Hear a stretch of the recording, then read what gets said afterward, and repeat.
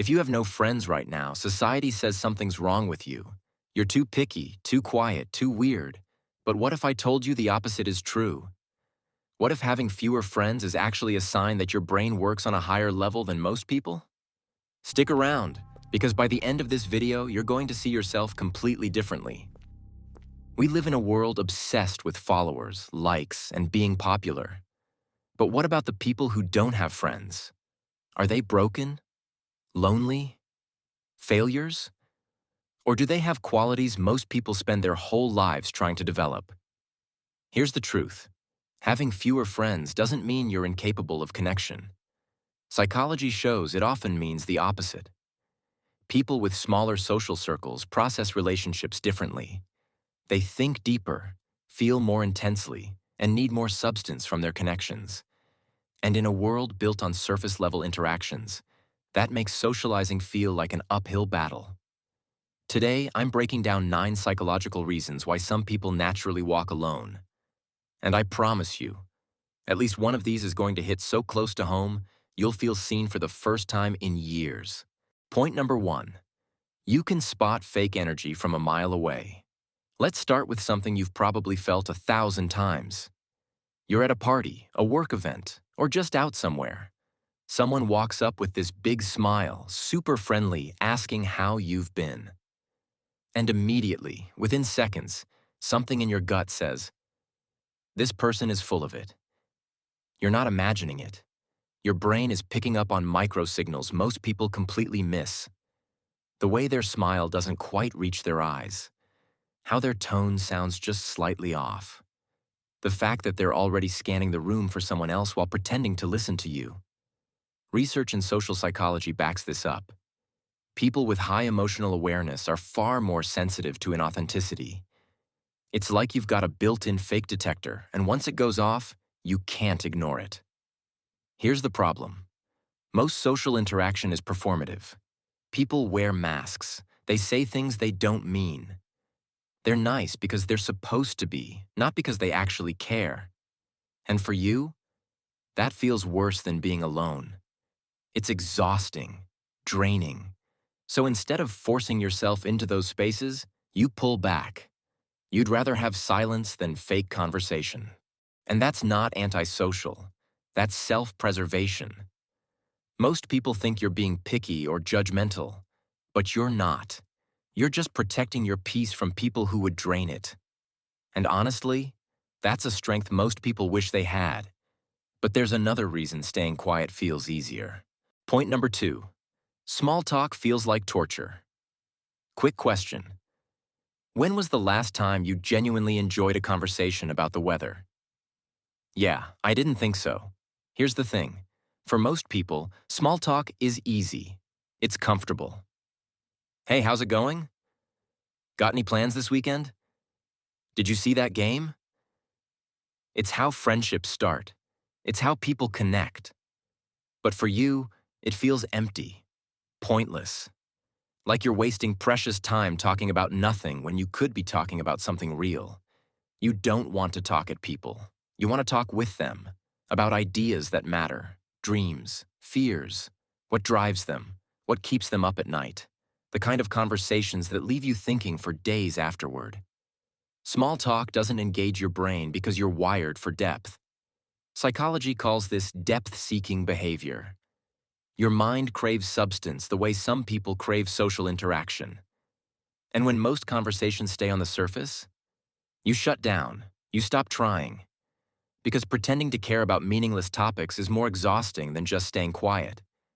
The tough part is, deep people are rare. Really rare. So you might go months, even years, without meeting someone who operates on your wavelength. And that's lonely. I'm not going to sugarcoat it.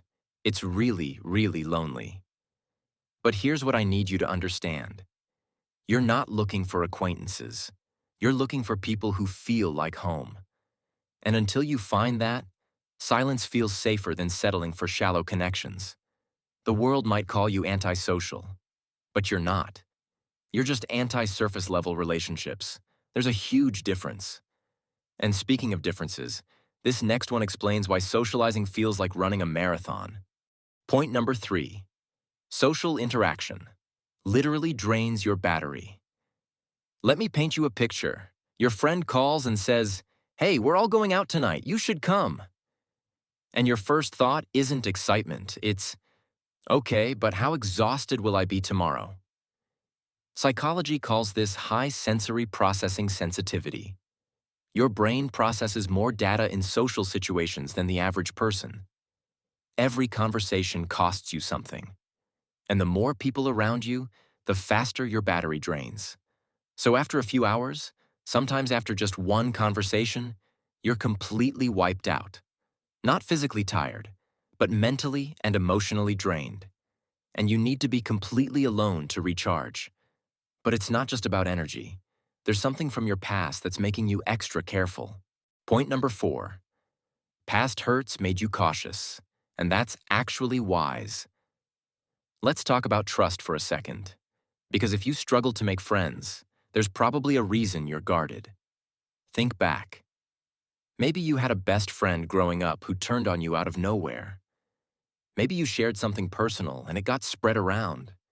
Maybe people were only there when they needed something from you, then disappeared when you needed them.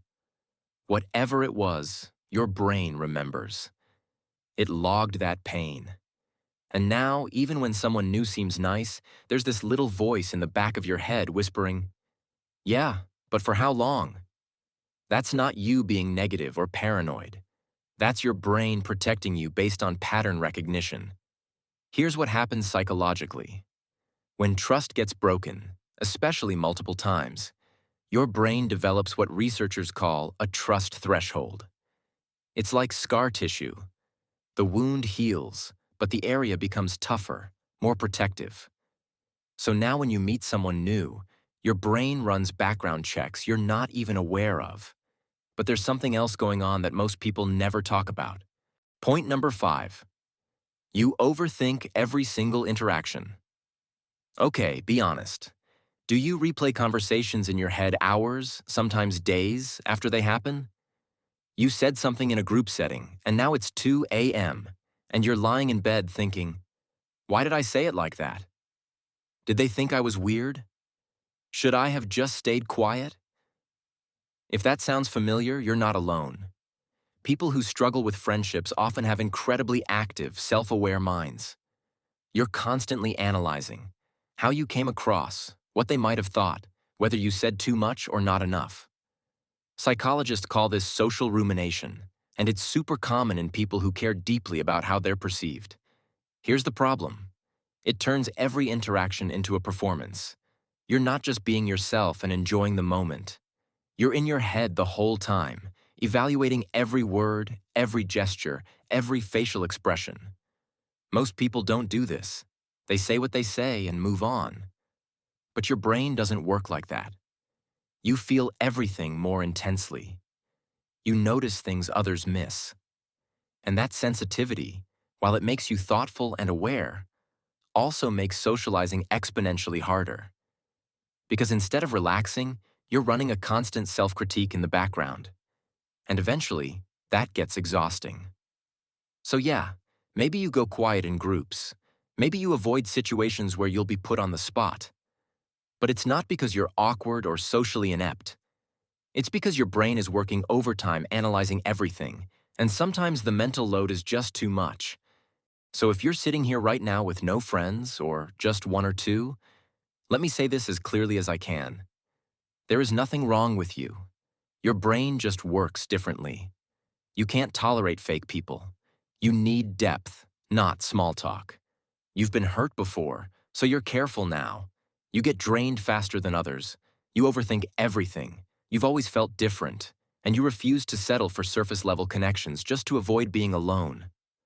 All of that makes friendship incredibly hard to find.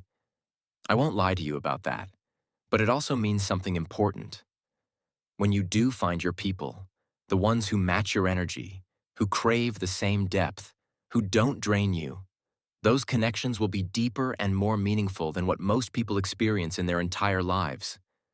You're not collecting friends for the sake of having them. You're waiting for the right ones. So hang in there.